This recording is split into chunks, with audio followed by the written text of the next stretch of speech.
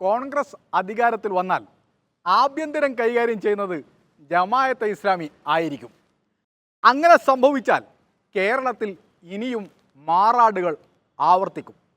മതേതരത്വം വാരി തുളുമ്പുന്ന CPIM-ന്റെ മുതിർന്ന നേതാവ് AK ബാലൻ നടത്തിയ പ്രസ്താവന എല്ലാവരും കേട്ടുകാണും. ഈ പ്രസ്താവന കേരളീയ സമൂഹം അതീവ ഗൗരവത്തോടെ തന്നെ കാണണം.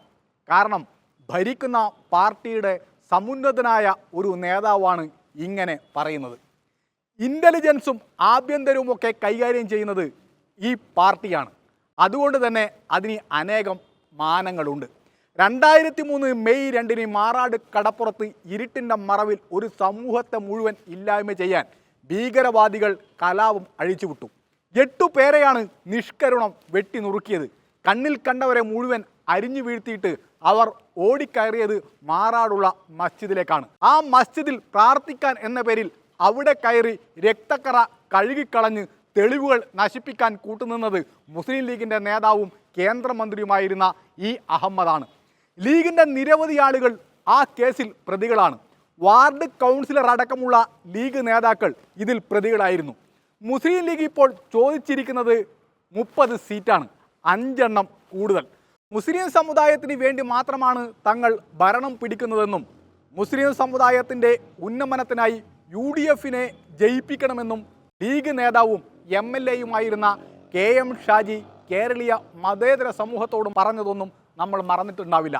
ഭരിക്കുന്നത് MLA-മാരുടെയും മന്ത്രിമാരുടെയും എണ്ണം കൂട്ടാൻ മാത്രമായിരിക്കില്ല, നഷ്ടപ്പെട്ടു പോയ 9.5 കൊല്ലത്തിന്റെ ആനുകൂല്യങ്ങൾ തിരിച്ചുപിടിച്ച് ആ സമുദായത്തിന് വകവെച്ചു കൊടുക്കാൻ അല്ലെങ്കിൽ ഈ പണിക്ക് നിൽക്കരുത്. AK ബാലന്റെ പ്രസ്താവനയുടെ പേരിൽ സംഘപരിവാറിന്റെ മേൽ കുതിര കയറാനായി വരുന്ന VD സതീശൻ ഇത് മറക്കരുത്. പിന്നെ മാറാട് കൂട്ടക്കൊല കഴിഞ്ഞതിന് ശേഷം അന്നത്തെ മുഖ്യമന്ത്രിയായിരുന്ന AK ആന്റണി നടത്തിയ പ്രസ്താവന ഒന്ന് കേൾക്കുന്നതും നല്ലതായിരിക്കും. ഈ സംഘടിത ന്യൂനപക്ഷം ആ സംഘടിത ശക്തി ഉപയോഗിച്ചുകൊണ്ട് ഗവൺമെന്റിൽ നിന്ന് കൂടുതൽ ആനുകൂല്യങ്ങൾ നേടുന്നു, കൂടുതൽ വിലപേശൽ നടത്തുന്നു എന്നൊരാക്ഷേപം ഇതര സമുദായങ്ങൾക്കുണ്ട്. ന്യൂനപക്ഷങ്ങൾ സമ്മർദ്ദ തന്ത്രം ഉപയോഗിച്ച് പലതും നേടിയെടുക്കുന്നു. കോൺഗ്രസ് ഭരിച്ചാൽ ആരാണ് നേട്ടമുണ്ടാക്കുന്നത്?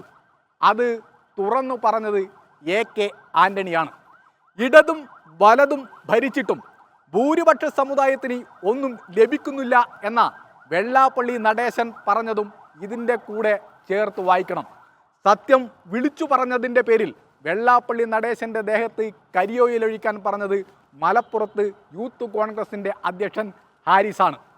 കോൺഗ്രസ് അധികാരത്തിൽ വന്നാൽ ആഭ്യന്തരം ആരായിരിക്കും കൈകാര്യം ചെയ്യുക എന്നത് ചിന്താ വിഷയം തന്നെയാണ്.